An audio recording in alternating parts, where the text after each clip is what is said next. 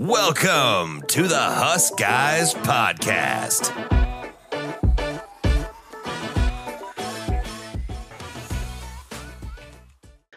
What's up, Husker Nation?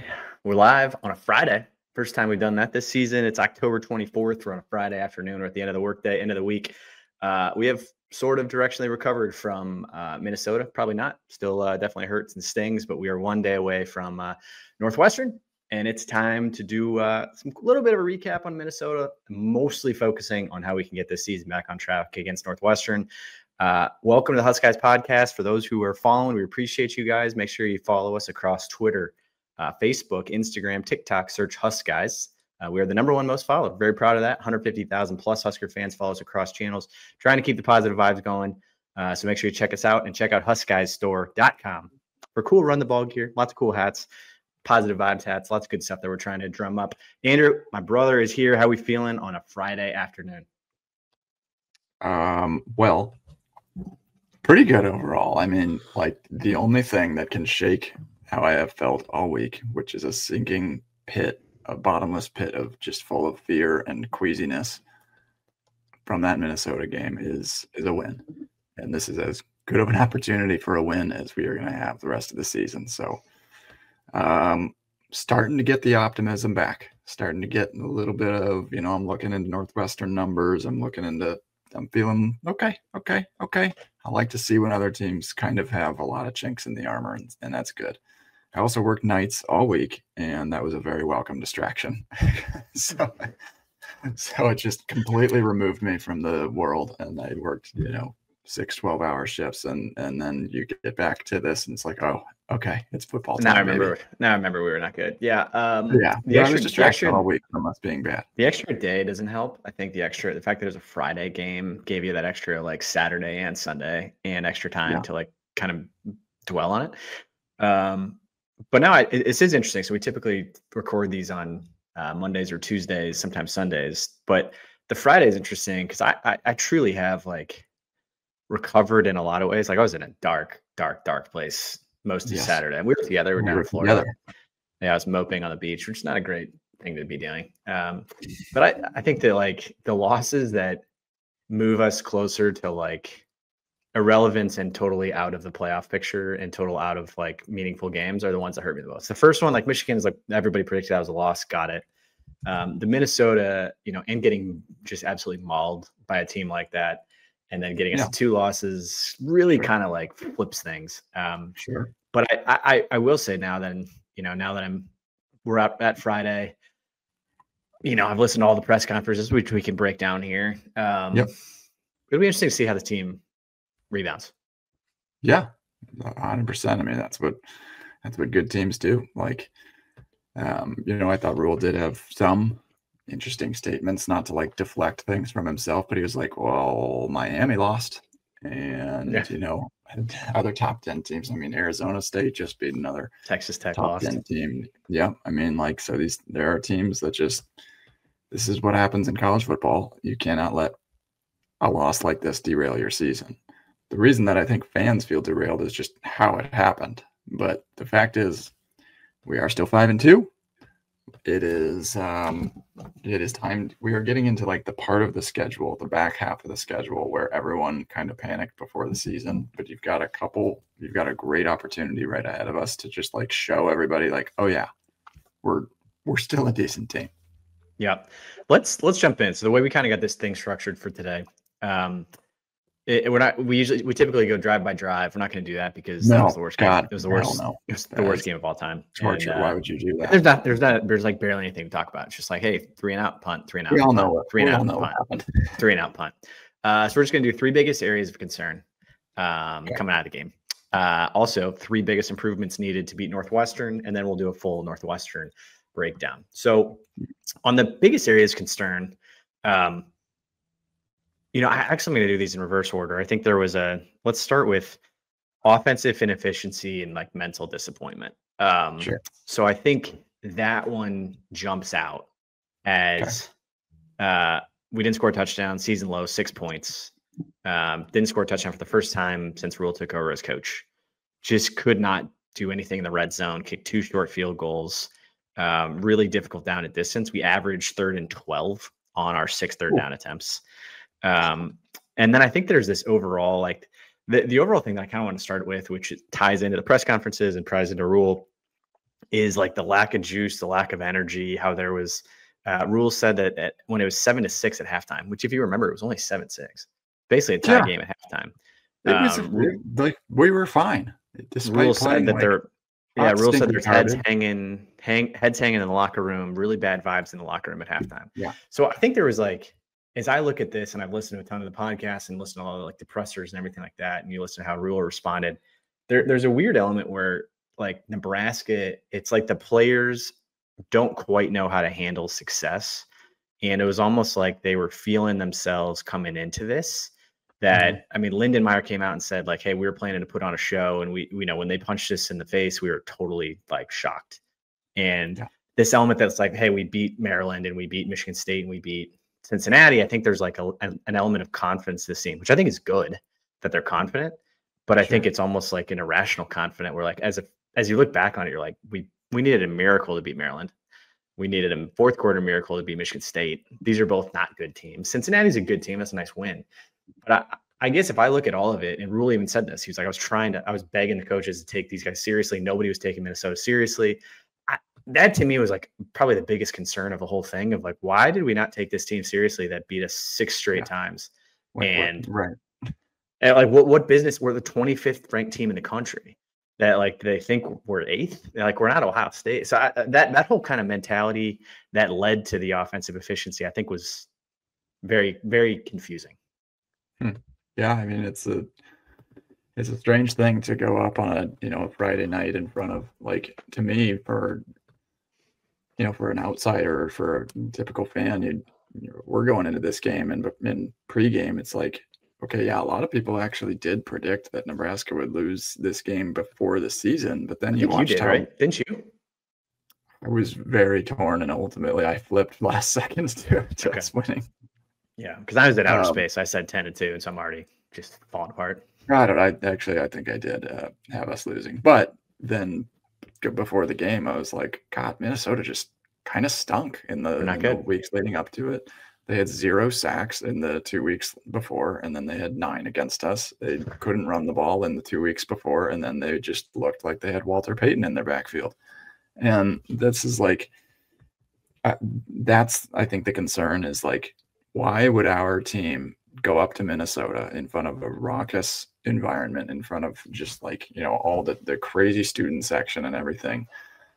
You still have 10,000 Nebraska fans there. And like, how do you not really get that edge? How do you not get amped up to play a Friday night nationally televised game?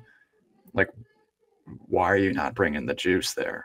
There was like Avery Howard with like Hail Varsity, I think, heard that. I saw that. She was like, I don't know. There was a different energy, a different feel on the sideline than Minnesota or than the Maryland game, and why? It's weird, and I think it's just some of the stuff like the concerning things that Rule is like. He is who he is. He's very authentic. He's very honest. He's very transparent, which is most of the time great. I think that works in recruiting. And I think sometimes he says stuff that you're like, I wish you had said that. And I think the one he's getting crushed for this week was, I was trying to tell our offense, the coordinators, I was trying to tell our coaches to like ramp up. I think, I don't even know his exact words. I was trying to tell them to take these guys seriously. And they were asking me why I'm crowning Minnesota. And like, it seemed like the players weren't listening and the coaches weren't listening to him. And you're kind of like, like, you got control? Like, yeah. Do you got control of the boys there, Rule? Like, what's going on? So that's kind of the like, I don't know. So that's concern number one. I would agree. Yeah, but I think what we will find out tomorrow. Yes. We'll find out tomorrow. Bring their own juice. Yeah, well, but it's 11 a.m. kickoff. It's gonna be quiet. 11 a.m. Memorial Stadium. 11 a.m. kickoff. We've fallen into the irrelevant slot. Like, congratulations. 11 a.m. kickoff. We got USC in 2 weeks. Don't look ahead to that one. You got to focus on Northwestern. But we'll see how they play. Like, I think everybody's concerned what happens in losses. Like, it's the Rule of the Penn State thing makes me laugh from 8 days ago. Everybody was like, calling Troy Dan into the office and saying like, you need to make Matt Rule the highest paid coach in the history of college football. And then literally 48 hours later, people are like, nah, you can have him. You can take him. Yeah. Like And then you're Penn good. State is just we're good. You can have him. You can have him. You can have him. Penn State is just, Penn State's like, you can keep him, and Nebraska fans are like, you guys sure? I feel like he would be a good coach at Penn State. Yeah, he should really just pay his go home. Well, but I think that there's overreactions, but I think what Nebraska fans see, because Nebraska fans are very, very astute and very good at watching games, is the concern that like what we saw against Minnesota was exactly what we saw in the second and third quarters versus Maryland, and the second and third quarters versus Michigan State, and a lot of the game in Cincinnati. So when that stuff like when you don't have the fourth quarter comeback like we did against Maryland and Michigan State and Cincinnati, or the strong fourth quarters, then you're like, oh, wait, what? Whoa. And I think even jumping into concern number 2, which is just absolutely catastrophic. Catastrophic is not even it's not even a strong enough word for the offensive line. I mean, it's like that was the single most frustrating thing you could possibly put a Nebraska fan through, is watching Raiola drop back and just stand there helplessly. I mean, here's a hot take. Is Raiola part of the illegal gambling scheme going on? Is he fixing games right now? Like, is he gonna show up? He's gonna do the tunnel walk and then get let out in cuffs. Is he one of the what's Minnesota has not sacked anybody in 2 weeks. There is no way. Yeah, but like 9 times. You're rigging games. We know it. That wouldn't work because like the prop bet for Minnesota, the prop bet would have been over under 2 sacks. Because their average of sacks on the season was 1, maybe 2. They hadn't had a sack in 9 quarters, I think they said before that game. Like, they don't rush the quarterback. They barely even get back there. So like at 3, you could have been like, hey, Dylan, the Mafia got their money. You're good. You don't need to get sacked 6 more times. And shut it down. Michael, Terry Rozier and Chauncey Billups are in a cell together. It's Dylan Raiola. Oh God. The weird thing about crazy. It was like he just, his brain misfired. He couldn't seem to compute what Minnesota was doing. Which was, to be clear, the same problem that we seem to have had. Like I love the Dana Holgorsen hire. I think it is the single greatest offensive coordinator hire we have made in years. However, we need to get away from this stubbornness on just insisting on passing. They know we're running on first down. They know we're going to probably not run the ball very far. They know that we are then going to be passing on second down. When we are passing, there is a very simple scheme to stop Dylan Raiola. As of right now, you can make adjustments though. You can design shorter routes that don't take 4 or 5 seconds to get into. And these are the things that are frustrating. Is worse. Like the second the ball is snapped, we're just like throw it. It's brutal. He just doesn't see the field. He doesn't see anything. Do it. So the concern that you and I had throughout the game is like there's the most likely scenario, which is Dylan is a good quarterback that is not as good as he could be yet, and he is not being protected in any way, shape, or form. There is a smaller chance that is, if you were to look at like the all 11 or the all 22 views and watch some of these plays, would an elite quarterback be having 9 sacks in a game or taking 9 sacks, or would he have picked apart Minnesota's defense? Yeah. I don't like to believe that, but I think the reality is we know that he's absolutely getting scared feet. He's absolutely just like panicking at times. He's trying to make Mahomes throws when he just does not have to. And it's very concerning to watch this unfold in real time. It's funny to laugh at, but not that funny. Our friends at Solid Verbal, he came out and said it looks like Dylan Raiola is trying to get drafted by Dude Perfect with the way that he plays football. I thought that was kind of a funny line. Seems like Yeah, he doesn't play trick quarterback. throws He just exclusively like underhand, left-handed, sidearm. Like he never just sits in the pocket and throws. It's like just play quarterback. I mean, I think that's what like throw the freaking ball.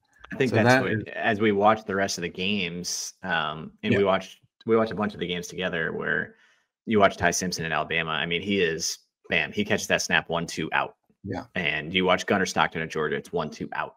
That is like, I mean, they don't even take a drop. They catch the ball, they plant that back foot, and they are firing that thing 1-2 out, 1-2 out, and they're throwing lasers. But also, like, they're set up for success where it's like quick throws. A quick stat on you about Alabama. Nebraska currently has the 104th ranked rushing offense in the country. Alabama is 103rd. Nice. So that's something. That's Ty good. Simpson is lighting them up, and they are number 4 in the country. We are certainly not. Yeah, no, that's not good. I'm just saying, like, Alabama's not working with a terrific rushing offense too. Like we commit to the run, and it's true, you absolutely need to and have to in this league. But our rushing offense too. So Sean Callahan be a passing team, I guess, but Sean Callahan had this. Sean Callahan's stat was 13 of the 16 tailback runs were on first down. I think Emmett Johnson only had 14 rushes the entire game. So basically, like, it reminded me of the I don't know if those listening or go all the way back to the Creighton Prep football offenses of the Tom Jaworski eras of the 90s and 2000s. Guaranteed run on first down, guaranteed run usually on second down. And if you ever got to like a third and long, it was a guaranteed bootleg. Like that's your play, like every single time. And that's the way I like, as I rewatched the game, I was like, that's what this offense is. It's like first down. If he gets 1 yard or two, he just like, forget it. We're not running. We're not running ever again. And it just goes pass, which it's insane to think about. And like after the 7th sack, you're like, oh, you're still passing. I wish it's 9 sacks, but it's also 11 hurries. What was it? 11 hurries. Like, I mean, he could have been sacked 14 times. He was hurried 14 times. One time he threw left-handed. One time he threw it underneath, like, he threw that Mahomes throw. So like 14 times he was almost sacked in 25 dropbacks or something, or 28 dropbacks. It's like just an astounding level of hits. Yeah. With Emmett Johnson Emmett Johnson is leading the Big Ten in rushing. And he looked good against Minnesota. He had some fantastic jump cuts that he was making guys miss. Like Minnesota ended up with more missed tackles than Nebraska, which I thought was impossible watching us play defense. But most of it was because of Emmett. Yeah, he was slipping around, and so like we got to commit to him. And tomorrow we need to do the same. But I think that the positives that you take from this game is like you can flip your offensive identity just a little bit. Like we are who we are to an extent. Dana is who he is to an extent. But I think he knows that like we've got something in Emmett Johnson. And like, okay, 14 carries. I can't remember how many yards he went for, but like he was over 4 per carry. You'll take that for sure. Why don't we do that 20, 25 times? And the problem is we don't have a second running back there, but that was concern number 2. Number 3 is going to be, it's just physicality. I mean, the concern being this complete regression in physicality and tackling, where anybody who watched could see that we were thoroughly outplayed, outmuscled, kind of have this very soft team. The defense allowed Darius Taylor, Minnesota's running back, ran for 148. He entered the game with only 3.8 yards per carry. And the last 2 games, he only had 44 total yards rushing in the last 2 games combined. He had 148 against us. So, that's 71 yard. It's crazy. And I think, it's just comedy. Buford and Singleton struggling, tackling him really all season. But I think I would say that's probably like the number one, there's the mentality question. There's the offensive struggles, which I think we can get the offense back on track. The physicality to me is probably the biggest concern from that standpoint of, I thought we got mauled by Maryland. I thought we got mauled by Michigan State. I thought we got mauled by Cincinnati's D tackle. I think like, as you look back on those games, every single game, I came away with, I mean, I probably said, I think I added up like 7 or 8 different quarters. I've said that was like the worst quarter Nebraska's played in 10 years. And it truly is this weird, like when they start mauling us physically up front, it is like painful to watch, where it's not just like broken plays. It's like, oh, they're just going to run it down our throats. Okay. Wow. Yeah. Yeah. Regarding physicality, that comes down to like missed tackles and then how are we doing in the trenches? That's kind of where I look at things. And then just your commitment to bullying other teams, which like Minnesota just does that. They put the ball on the ground and they just knock you over. Nebraska's actually, we're in the 30s, right? We're 38th in the country in tackles for loss. Like that's one positive. Something. We only had 3 against Minnesota, which was our least since the Cincinnati game. And those are things where it's like, if we're going to rely on these splash plays and stuff, we're certainly not doing well against the run. We have one of the worst ranked run defenses in the country. Okay, so we're getting beat on that side of the ball in the trenches. Then we need to have tackles for loss if we're going to not have that. Like if you're going to be one of those teams where it's like, okay, we give up 6 yards per rush, there's got to be some drives where you get these tackles for loss that are like big plays that completely disrupt drives. Otherwise, you are just a porous defense that bends and breaks instead of bends but not breaks, and you're like, hold strong and then get this random tackle for loss. We're also not getting pressure on the quarterback, and that comes down to like physicality as well. We had 12 tackles for loss against Michigan State, but we have not had I'm looking at our sacks. We had 1 sack against Minnesota. We had 1 sack against Maryland. We had 4 against Michigan State, but we haven't had a turnover in 3 weeks. 1 sack against Michigan. So in 4 of our games this year, we have had 1 or less sacks. And so again, physicality, aggression, getting after the quarterback, like that's a thing that needs to turn around here too. I also think there's the turnover margin like that comes down to your, not just your physicality, but your aggression on defense as well. And I think Butler and I think everybody kind of learned from this last week, but here's the crazy thing on turnover margin. We were +6 after the Michigan State game. We are now down to 3 overall. Minnesota, we had a margin of 0, but we had 0 turnovers forced. We were -3 against Maryland. We were +2 against Michigan State. We were net even against Michigan. We had +2 against Houston Christian, 0 against Akron, and then +2 against Cincinnati. So in that first month of the season, things were actually looking pretty good. Like we'd turned things around there and stuff. And now these last 2 games, you're a net of -3 in the turnover margin. Ooh. Yeah, and I think there's add this to the concern across all of these. So we're talking about physicality, we're talking about the poor offensive line and the overall like mental toughness. But I would say the biggest thing I've got, especially as you look over the last few seasons, is like the book's out on Nebraska. Yeah. And say what you want about PJ Fleck. I can't stand the guy. Like I want to beat him so bad, and we just can't beat him. He drew up a perfect game plan, while Rule's podcasting, he's studying film, and he had that was a perfectly coached game. Like he knew it's like, I'm going to run it right at you. I'm going to run quick hits. The concern there is how simple it is. It's like he drew up an 8th grade football game plan. Yep. I'm just going to run it at you. 31 ISO. Well, it's 31 ISO, but then it's like, you guys ever run I formation before? Here it comes. It's slow drag, like that tight end slow drag, 3rd and 3, tight end slow drag across. Totally. It's 3rd and 2. We're just going to run a quick hit. And then they picked on Donovan Jones like crazy. The 98-yard drive that they had, there wasn't a single play that entire drive that we had a chance of stopping. Not a single play. We didn't have a single negative yard stop on that play. They gained 3 to 4 yards every single time. They ran the clock all the way down to 0 every single snap. Like we only had 2 possessions each quarter, 8 total possessions, 2 each quarter, because their strategy was, we're going to run the ball. We're going to run the clock all the way down. We're going to get a quick 3rd and 2, throw the quick route, stop him, move forward. It's the perfect way to beat us. And it is exactly what Northwestern's going to do. But we won't do that tomorrow, right? It's Northwestern's going to do the exact same thing. So, oh God.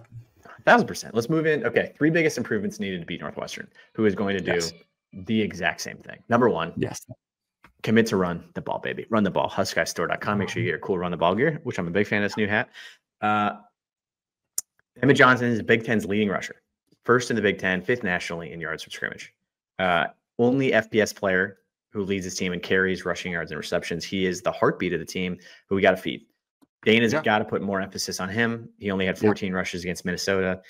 And, every single other game, all of our victories, as well as even the Michigan game, he had a lot more, up to 20-25. I think that predictable play calling, 13 of the 16 tailback runs on first down is, mix it up. What are we doing? Number 1, commit to the run game. What do you feel about that one? Yeah, I mean, I love Dana, but I think Coach Rule said it best. We need to stick to what is working.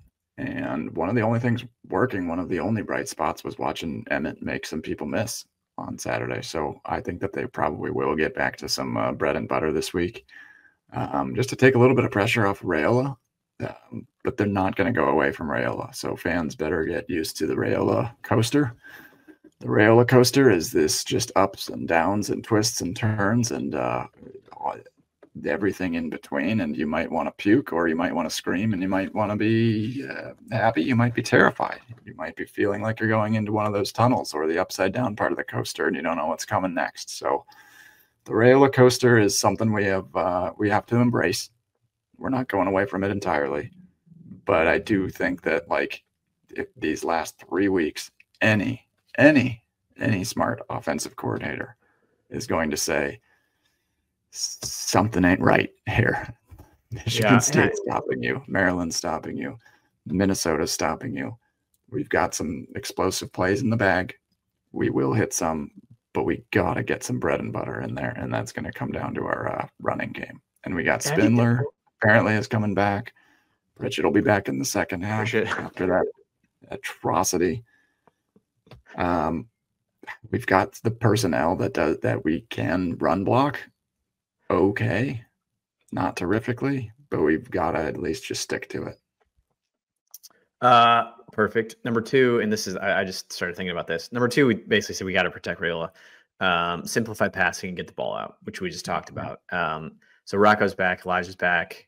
Running what works and just getting the ball out, like we're saying, like this, the Alabama offense, the Georgia offense, the Ole Miss offense, it's 1-2 fire. What I was just looking up is, obviously it was a catastrophe on Friday, but Dane Key didn't have a catch. And so I don't know, if you can't see the all 22, it's hard to be using your weapons. It was Dane Key, this future NFL player that we all think he's going to be, had 0 catches that game. He had 4 versus Maryland, including the game winner, which is awesome, but 4 for 43, 3 against Michigan, 4 against HCU. It's kind of this weird, he's not open. There's no way. He's only open 4 times a game against all of these teams. It's a bizarre, he had 800 yards receiving for Kentucky last year in the SEC. He got open in the SEC. He can't get open against Minnesota. What's that? If you watch the best quarterbacks in the NFL, I'm about to drop a Joe Flacco on you because he's not the best, but but pretty serviceable. He's 38 and he's still throwing dimes. He targeted Jamar Chase 20 plus times in their game. Yeah. And it works. And it's not like he's going to be open every single time, but you have to have a quarterback that can throw them open.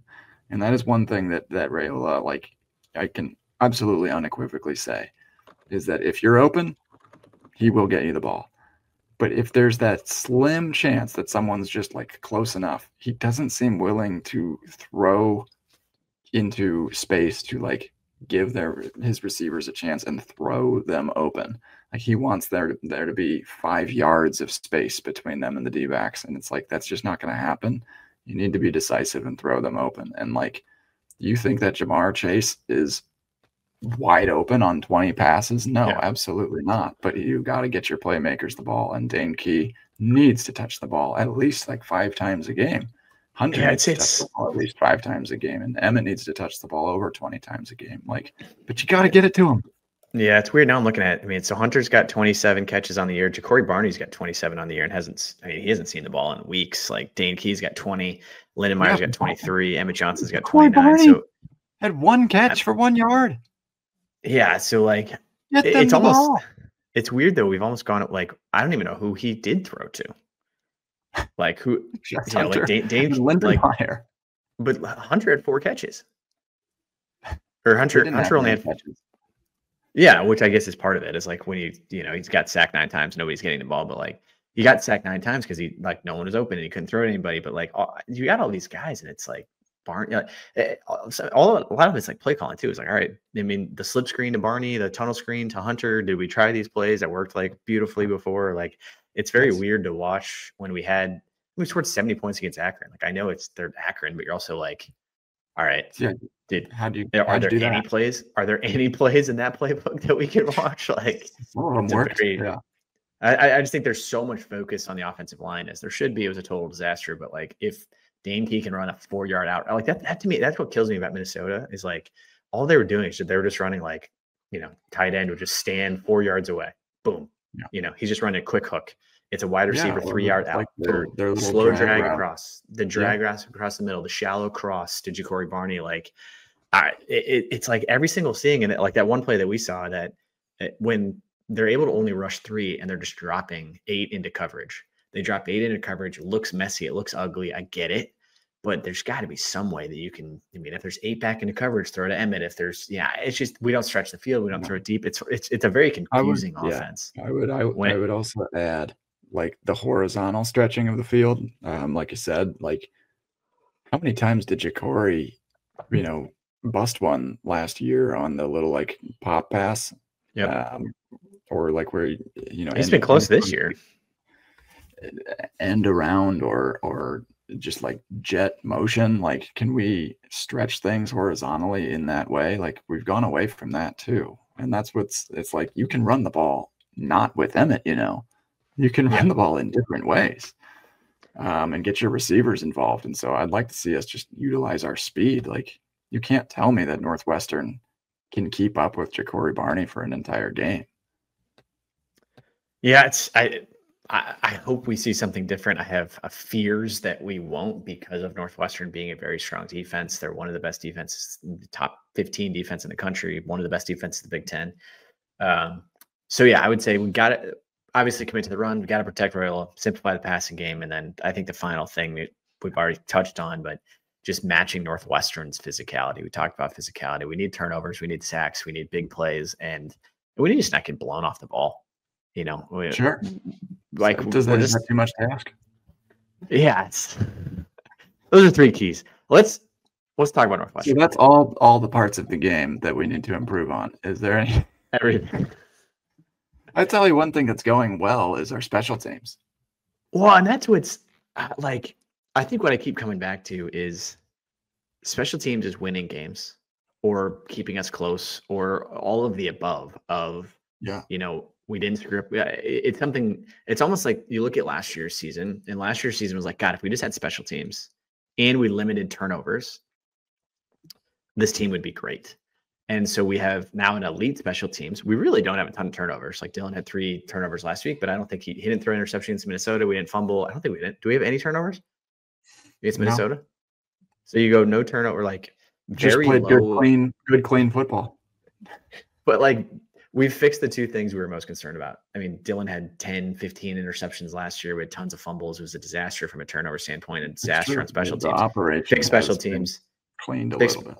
Fix special teams, fix interceptions. And now we're staring at this weird team of why are we not why are we getting sacked 5 times a game? It's 5.2 yards, 5.2 times per game in Big Ten play is how many times we're getting sacked. And you can't win like that. I mean, very similar to how we said we couldn't win when we were throwing 4 interceptions a game. It's you can't win when you throw 4 interceptions a game. And when Jess Sims is throwing the ball over the field. But tomorrow, as far as the keys, the overall keys to the game go, so we mentioned committing to the run game and feeding Emmett. That needs to happen. 20-25 touches per game. That's got to be part of the game plan. Number 2, obviously, Rayola passing game scheme. Northwestern's going to be tough to beat through the air. They are 24th nationally in EPA against the pass. That's basically an efficiency metric. So they are actually decent at keeping things in front of them and limiting explosive plays. The third thing, matching the physicality and forcing turnovers. Like, I 100% think that this game is going to end up coming down to those three things. Mainly, they want to run the ball. They run the ball 39 to 40 times per game, which is second in the Big Ten. And we cannot stop the run. So that's number one. Can we run the ball on their defense? And can we get a little creative in the passing game to free up Raiola? And the turnovers win it. The rushing game, offense and defense, is what this game ends up coming down to. And another little random betting tidbit: Nebraska 2-5 against the spread this year. Northwestern is 5-2 against the spread. One team is maybe underperforming Vegas's odds. Northwestern is maybe overperforming. So, yeah, I don't know what to do with that. Interesting tidbit. That's interesting because the line is 8 and Vegas loves us, and it's a very I don't know. I repeat, Northwestern is 5-2 against the spread. I feel like they cover that spread. 8's like 8.5 now. 2-5. The Northwestern one will be a one possession game. It has to be, right? Oh yeah. I think you're pretty safe. 7.5 is like concerning as a line, but if it's 8, like, it's guaranteed to be a one-score game. Concern for me as I was researching them, and then I watched at least all the highlights of all their games. Preston Stone, their quarterback's pretty good. He was a transfer from SMU, and he throws a lot of picks though. He's leading the Big Ten. Picks. Yeah, but leading the Big Ten in touchdown to pick interception. Throws 2 years ago, over 3% of his passes. 2 years ago at SMU, threw for 3,000 yards, 28 touchdowns, 6 interceptions during that 11-1 season that SMU had. So he's very consistently complete. Literally, if you look at his stats, in 2022, he completed 58%, 2023, 59, 24, 58, 25, 59. Like, literally, this guy completes exactly 59% of his passes every single year. So we should expect him to complete 59% of his passes. He does throw a lot of picks. He got 7 picks this year. He had 6 picks a couple years ago. I think he must have been hurt last year. But pretty good. He throws a good ball. They've got a good team. I would say he's an area of concern. I think their running back might be out. Cam Porter is out for the year. They're on to Caleb Kamolofa Trotz or something. He's not going to work here anymore. He's trotting around out there. But he's also hurt. Sweet. He's hurt. Great. On the third stringer to start his Heisman campaign. They actually do have a solid receiver, Griffin Wild. Pretty awesome name. He transferred over from South Dakota State, and that is where their offensive coordinator, Lujan, came from as well. They had the worst offense in the country last year, fun fact. And this year is Northwestern. Oh, yeah. They're pretty good. I mean, just atrocious. They were 128th scoring offense last year at 17.8 points per game. They averaged 99 yards rushing last year at 120. That was 123rd in the country. And they were 111th in passing offense. They were bottom 10 in all statistical categories on offense last year. So Preston Stone was a quarterback upgrade for them in the offseason. Definitely going to be watching out for him.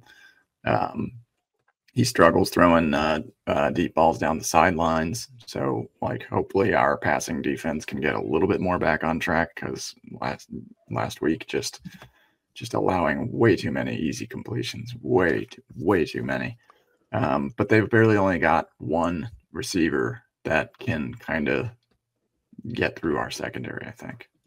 Yeah. I like that matchup, like our pass defense versus their pass offense. I just don't like that they are so committed to running the ball. And isn't it 40 times a game? Don't they run 40 times a game? Yep. Yeah, 39.5 times per game is second in the Big Ten, and it's close to tops nationally too. It's actually like So they've had an interesting season. So they got their doors blown off by Tulane, who I think that's why everybody wrote them off. Is they lost 23-3 to Tulane, who Tulane is now 6-1. I think their coach is going to be the next. Summerall is probably going to be the next coach that gets poached to go to a Power 5. Then they beat Western Illinois 42-7. They lost to Oregon 34-14. And then they turned around and beat UCLA 17-14. I have no idea what to make of UCLA. We'll have to figure that one out later. But Northwestern beats them in a close game. They beat Louisiana Monroe 42-7. And then they beat Penn State. And that was the game that fired James Franklin, which was a remarkable. That is a team that has way more talent than them, and probably more talent than us. So I think that's, as I look at concerning things, like they shut out Purdue. A shutout in the Big Ten is ridiculously hard. And I know Purdue is terrible, but also like they're still a Big Ten team. This isn't shutting out Akron. It's not shutting out HCU. It's shutting out a very, a Big Ten team that at least has Big Ten players, 19-0. And then beating a Penn State team that, they're coming off the UCLA loss. They were favored by 20. Penn State was favored by 20 over Northwestern and lost, just completely blew it. They had a fourth quarter drive. Northwestern had a fourth quarter drive with 4 minutes to go to win the game. So they've had an interesting year. They've won 4 straight. They're hot. They feel comfortable. They've 4 different times have kept teams under 14. They don't give up a lot of points. They don't give a lot of bloody yards. Yeah. I think we got our work cut out for us. Take the under is what I'm hearing. Take the under. Well, the under is what, 44? Yeah. That feels safe. I mean, that means it's like 23-21. Yeah, that feels great. I feel love that one. I looked it up about Northwestern's rushing inefficiency. This is one thing that could give me a little bit more hope. So they run the ball 39.5 times per game. They average 190 rush yards per game. Pretty good. However, it's all volume and there's minimal pop. They only have 8 rushing touchdowns, which is 100th in the country. So they rush the ball. They're top 35 in rush attempts, and top 35 in rush attempts per game. But they're 100th in rushing touchdowns. Ooh. You got some babies over there. Got some yellers behind me. All right. There you go. I'm trying something different this week, which is like a little different from the vibes of normal. I'm trying to go into this a little more like, I think I went in so confident we were going to beat Minnesota. I just did not think there was a world that we would lose to Minnesota. So I'm going into this like, all right, this is a toss-up game. We got to play our best to get there. So I think going into it with like that different mindset of like, I don't know, maybe it'll hurt less when we play so terribly. I was trying to think back to like we treated Maryland like it was the Super Bowl, and like that literally felt like every down, every snap mattered, even though like at the end of the day, that's probably a 5-7 football team. That I'm like, I think if we take that approach to Northwestern, then maybe it'll feel better if it's like a close game. I don't know. I'm trying to like all the mental loops I can to like prepare myself for what's about to happen tomorrow. You're muted. You are muted. Totally. The only other thing that we got to be watching out for. So they actually have 2 defensive ends that are pretty solid as well. Yeah, I saw that. That's not hard wrinkle in there. But they've got, Anto Saka. He's got 3 sacks on the year, and Michael Kilbane and Aiden Hubbard. They have combined for 8 sacks on the season. Not great because we lead the country in sacks allowed. Not a category you want to lead in. Typically, you normally want that one to be last in the country, but we are leading the country in sacks allowed, and just gave up a school record to Minnesota. So this is like a huge opportunity for they call these like the measuring stick games. Like let's see where we're really at. Like a good team will just line their talent up and know how to utilize it and just say, I'm sorry, but you're Northwestern, we're Nebraska. We've got everything in place here to have a great football program. It is not to be like looking down upon them or anything, but when you have this much of a talent mismatch, it comes down to, are your coaches going to put that talent in the right position to win? And that's literally it. It doesn't come down to like, oh, well, we got some bad calls and some bad bounces. No, this is like, for a good team, it's a 21-point win, and you just kind of run away with the game and you put it away. And like, that's all right, kind of all you do it. Let's go rapid fire. Nebraska wins or loses. Ready? Go. Wins or Win. loses. It's always win, but win. Nebraska covers 7.5. Does not cover. Really? I'm so all over the place. If you clipped all this, you'd be like, what is this guy even talking about? I have a sneaky weird feeling that like we maybe play like a complete game. Whoa! And this is like a Wisconsin. Whoa! Yeah, it's sneaky. It's very sneaky. He's back. He's all the way back. In the same half hour, I've gone like completely all over the place. This team sucks, but also we're gonna win by double digits. I think realistically, the completely rational brained person, and having watched the abomination of last week, as well as getting run off the field by Michigan State, like there's that side. It's like, yeah, this is gonna be a 1-score game. That's how we coach. That's how Rule wants to play. He likes 1-score games. That's what it's gonna be. But then there's part of me that's like exactly that. Of like, what if at some point during this game we remember that we're good and we scored 70 points against Akron and 70 points against HCU and we beat a top 25 Cincinnati team and we have we scored 17 points against Michigan State in the fourth quarter. Like, what if all those things just click? Just do that what again. What if all those things just click? Just do that. That's like all the time. So I'm sneaky going with like a Huskers win cover. That's my pick. All right, let's go across the Big Ten now. Ready? Rapid fire. UCLA, Indiana by 26.5. Indiana, I mean, yeah. 26.5 cover. I feel that too. Rutgers, Purdue is the 11 a.m. kickoff along with us. It's Nebraska and Rutgers, Purdue at the 11 a.m. kickoff. Rutgers by 1. All the big boys. Don't even care. Rutgers by 1. How's the room on TV? Washington by 3.5 over Illinois. Oh man, that is a tough one. I can't believe they've got Washington favored, but Illinois to cover. I think Illinois takes that one. I think Illinois wins straight up. They're 23rd. Here's another wild one for you.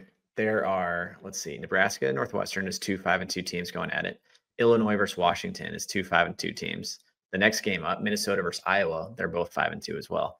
Who wins Minnesota versus Iowa? I was favored by 8.5, which seems a lot. Iowa's favored by 8.5 against me. Okay. I think Iowa wins, running away with it, but I do think Minnesota covers. Like, I think I was going to win. Really? I feel very, very confident Iowa wins. Minnesota's not a good football team. And I sneaky think Iowa's pretty good. Yeah, so I think Iowa wins. Minnesota covers. They win by touchdown. God, those are just like two of the same team. I don't know. Just take the under and puke all over this line. I don't care. 39. 39 is the under. It's the lowest. God, Iowa leads the country in 30-point spreads or less than 40-point over-unders. They lead the country in that every single year. Wisconsin, Oregon. Oregon is 31.5. Holy, that's a big line, Wisconsin fans. Oregon to cover. They're so bad. Oregon. Wisconsin is quitting on the season. How about this? Over-under. 3.5 points scored by Wisconsin. I mean, I think they're predicting, so Oregon's favored by 31.5. The spread or the total is 45, which means they think Wisconsin will have less than 10, basically, or 12 or 13, somewhere in there. Okay, I'm putting it at 3.5.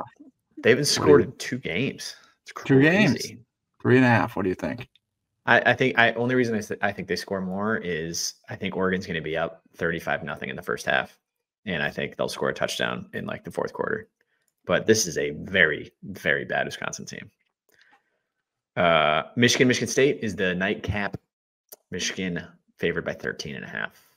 Yeah, I think Michigan covers that. I really don't. Michigan State is we made them look pretty good for 2 quarters.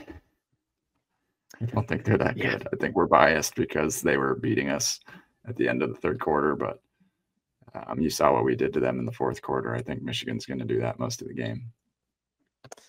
Bully ball. All right, Huskers win. Any parting thoughts? I can feel my house falling apart over here.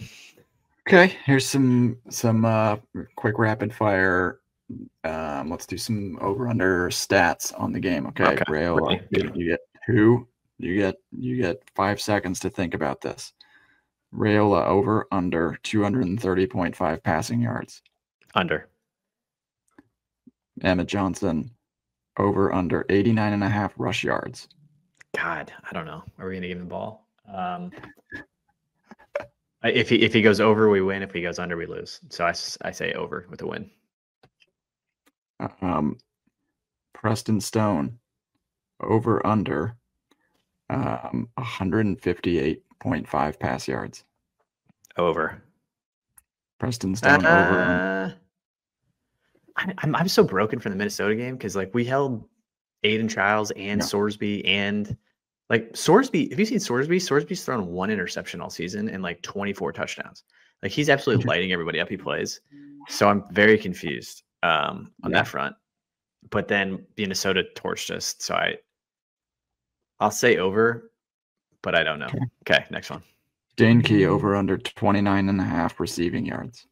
I mean, I love that line, but why does he not catch the ball? I mean, they throw at him 3 times a game. So like 3 8-yard catches goes under that. He should. Agree. 30, was it 30? 29.5. Such a pathetic line. Over.